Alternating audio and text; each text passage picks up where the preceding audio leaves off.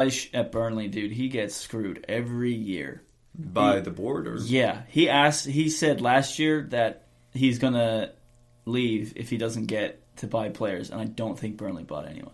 I can't think of a player that Burnley bought. I mean, why would you go? Because he's like I said, why would you go to Burnley? Oh yeah. I mean, I agree with you. I mean, I understand like you can buy. I mean, I'm sure there's a player who wants to make the move up from Championship or whatever exactly. the hell else. Yeah. But it's like imagine if Burnley like spent the money on like a Todd Cantwell right now, and then they have McNeil and Cantwell to serve balls into Wood or everybody's Barnes. just old. Like, I mean, that's just like a recycling bin of Premier League players at Burnley right now. Yeah, because like last year they had who was it? They have Robbie Brady, who hasn't played in 2 years because of a cruciate injury. Yeah, you know what I mean? Like he's Irish, isn't he? Yeah. Okay. He scored the goal against Italy in the European Championships. Oh, very nice. Yeah, it's Sean Dyche said he's going to walk but until this year, Burnley were a hard team, and they always were like until the end of the season when squad depth actually mattered. We're always in contention for like a European spot. Like that's what everyone was always saying. Like Burnley could do it. And last year people were saying it too. And Sean Dyche was like, if you don't give me money, this is all we're going to be. We're going to be a team in the Premier League that just has high hopes, but we're never going to get there because we're Burnley and we're not spending money. But the thing about have they had a good game all season, like a decent game? I know the first 5 they were just surviving, but yeah, they didn't have Tarkovsky though, and I think he's just now. They didn't have Ben Mee either. Yeah. So. And ever since they came in, I think since Ben Mee has come in, he's had 6 games, 3 clean sheets, and I think that team has 3 clean sheets. Yeah. They're essential. I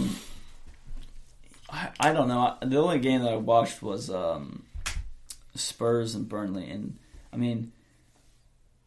Burnley looked okay, but all they were doing was just hoofing it up to Chris Wood and hoping that he makes something from it. What else are they? I mean, I get that, but what else are you gonna do? I agree, but that's my point. Like, if Sean Dyche wanted to, say he wanted to bring in Cantwell for $20 million, right?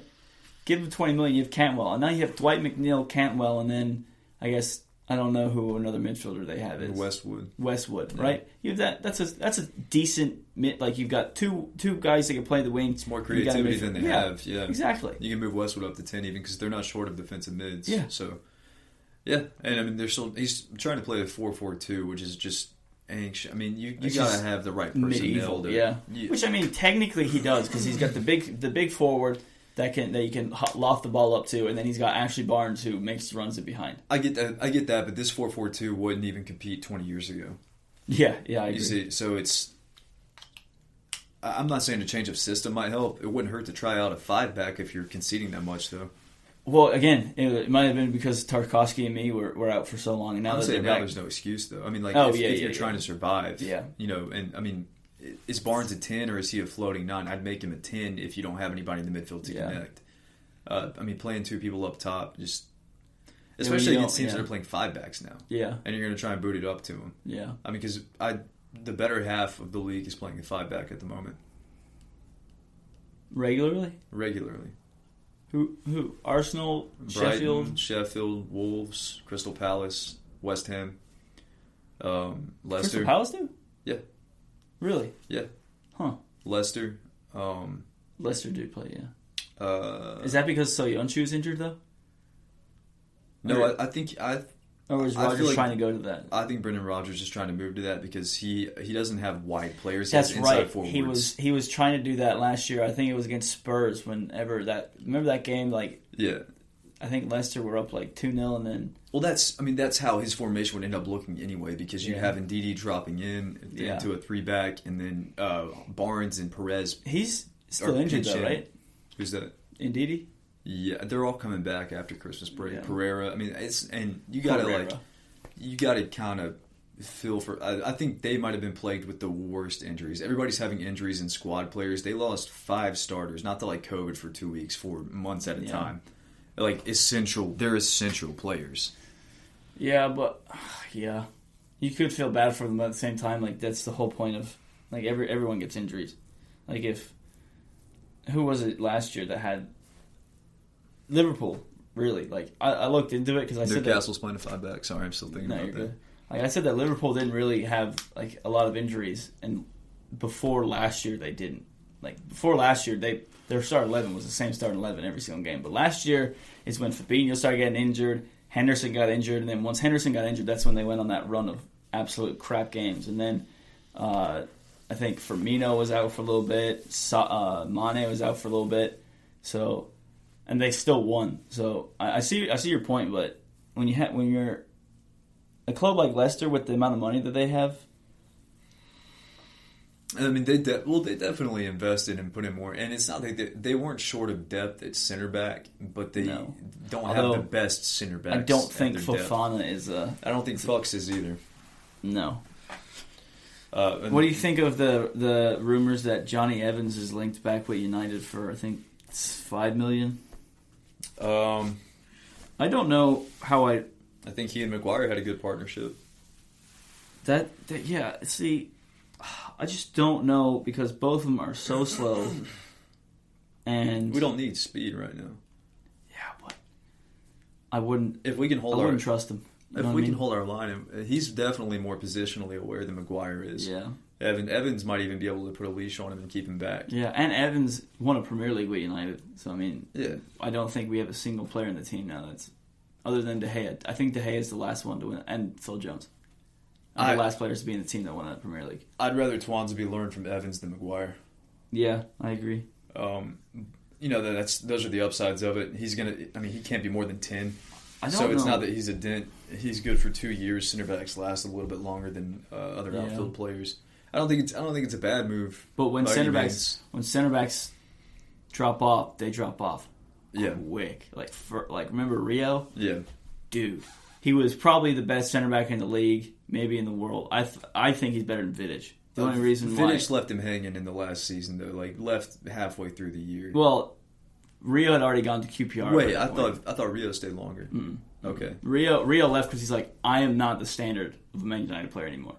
So he went to QPR and played, and Rio Ferdinand was like Axel Tuanzebe, the fastest center back, was the best center back, and England didn't bring him to the Euros because of the John Terry situation that he racially abused Anton, and Rio was like, I'm obviously going to back my brother. So then the English FA were like, well, you're not coming to Euros then because you're going to cause a problem.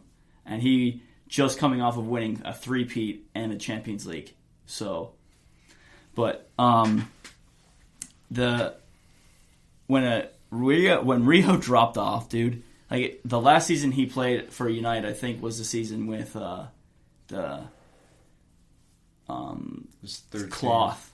When Van Persie, I think that was the last year. Did we have Vidic till 15? Halfway through 15? Yeah. We had Vidic, yeah. Then he left 14 was the Cloth. Yeah. No, the tablecloth one was the last one that we won the league, which was 2012, and I think Rio left that year. Because at the end of that year, they were getting exposed. And Did we win in 13? No. I thought City won in 12. Oh, maybe it was 13, actually. Yeah, I think you're right. I'm thinking 2012, 2013. 13 was number 20. I think 11 was 19. Yes. Yeah. Because, City did win it on goal difference that year. But when Rio dropped off, dude, people knew that if I'm just fast, I can kick it around him and he's not going to be anywhere near me. If I'm close to him, which is what happened. And that's the scary thing with Maguire and Evans because the two of them, if they get the ball, obviously with Bergwijn last year, if you kick the ball past Maguire, you're in. The thing about Maguire, though, is he hasn't been fast enough to cover his own shit. He's up too far. I'll say this until I die. He's up too far. He wouldn't have to be that fast if he would just stay in position. Yeah. If he would hold the back line. And you can even drop back, but he wants to press on the counter. You're a center back, dog. Yeah. You're trying to press on the counter attack. Don't do that. Especially when it's you and Lindelof. Yeah. You have to stay back. Yeah. I understand the concept of speed. You need speed in today's game. But we got Tellez and Aubameyang on the outsides, two of the fastest fullbacks in the league. I'm sorry. Aaron Wan-Bissaka. I was like, wait. Aaron Wan-Bissaka. When did that happen? I don't know if anybody's going to split us through the middle, and I don't think we ever had both fullbacks up at one time. See, yeah. I don't think anybody can split us through the middle if we're playing with the system that we are, with Fred, McTominay, Lindelof, and Maguire all sitting in the middle of the park. Like, people are going to be pacing us on the outside, which they've tried to do, and AWB and Telles won't let No one gets past AWB, and every time Sterling plays AWB, he's just in his pocket. So, I agree. Telles is... I do worry about his defensive duties sometimes, because there was that... I was watching the West Ham game, and Bowen just... like, faked cut inside and then cut outside, and Telles was just, like, nowhere near him. Yeah. And it was pretty... I was like, that was really bad. I mean, Foden's insane, though. He is, but Foden is insane. No, Bowen for West Ham. Oh, Bowen? Yeah. Him, too. And then Luke Shaw did really well against City because he didn't have to actually go forward. All he had to do was defend and run backward, which that is... all he's good at. Dude, they were talking about his stats first half. He had something like 3 recoveries, 2 interceptions, 3 crosses. But his recoveries were he stepped, missed the tackle, had to come around, and then backtracked like AWB. Which, okay, good. You got the ball, but you shouldn't have been diving in the. That was at the end of the game, though. You know what I mean? I'm not trying to defend the game. Oh, Mahrez, but Mahrez also every time he got the ball did nothing with it. Yeah. I think he got it like 5 times. I don't ever remember him having the ball. So, I'm not saying Luke Shaw had a bad game because he had a good game, but that game against Leipzig the game before, holy shit. Yeah. Yeah, it's the same issues he's having. It's not like he's not good defensively. It's not like he's not below average offensively either, going up. I mean, he's definitely better at getting up than AWB is. Yeah, he's not better at getting. He's better at playing up. Like AWB's better at getting up. You know what I mean. But what I'm saying with Luke Shaw is like it's the only flaw I've ever seen in his gameplay is his defensive positioning. That is what fucks him more. That's what makes him look dumb whenever he does try and fix it. Like against Spurs when he was in the correct position, stepped up and left Son open in the front post. Yeah, you got to hold your line. You can't be. Don't. And then give a player like Son that avenue. In the Leipzig game, the entire back line was in a line in the box and. Shaw was up at the 18. It's like AWB's got the same issue, and when it comes to switching to play, AWB it's so bad. It's always from the whenever the ball. Yeah, but it's always on that right side or the left side of our defense. That's what I'm saying. I think if you put Lindelof as the left center back, and I know that the reason why Ollie plays Shaw as left center back is because he's left-footed, and that's the only reason why. But if you put AWB as the right center back, then you don't have that problem of him pinching in way too far, and then you actually have someone who's there. I don't know why. I think it'd be worse with Maguire on that. And hear me out. I think it's Lindelof is better at he's better positionally than Maguire. So and AWB is shit positionally because of what we're just talking about. So I think that's why he puts Lindelof right there instead of because if you put Maguire and AWB on the same side, they're both going to be fucking at the halfway line. So.